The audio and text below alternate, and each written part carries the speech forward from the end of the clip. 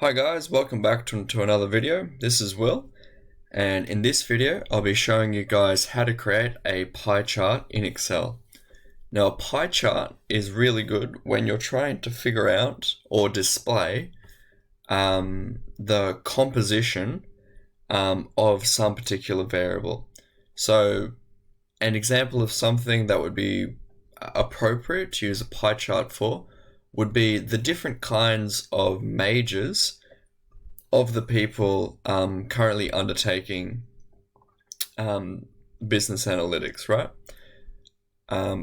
We would imagine some sizable portion would be accounting, some sizable portion could be management, maybe something else entirely, but that's the kind of thing that would be appropriate for a pie chart.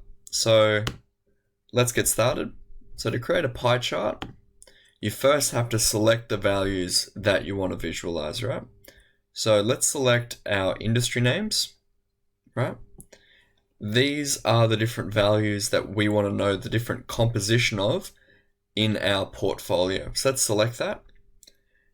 And let's say we want to know the composition in our new portfolio, right? After we buy all these new stocks.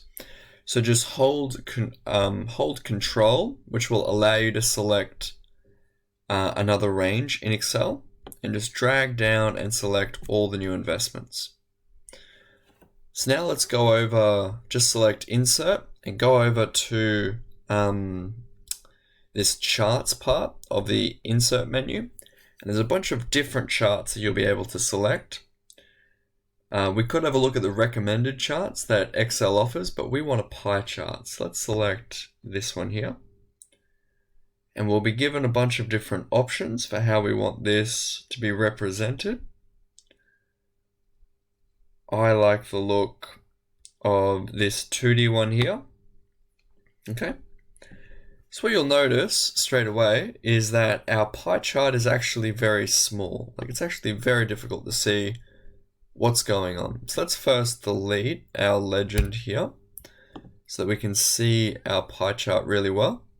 And what we can do is we can just add the legend back in, which Excel will try to find a more appropriate place to put the legend so that we can see our chart better. To display all the different legend options, let's just expand it out. And awesome. Give your chart a good title. So we could call it something like new investments in the portfolio. Awesome. So you can play around with different options here in the plus, or you can play around with the way it looks using all the different chart styles.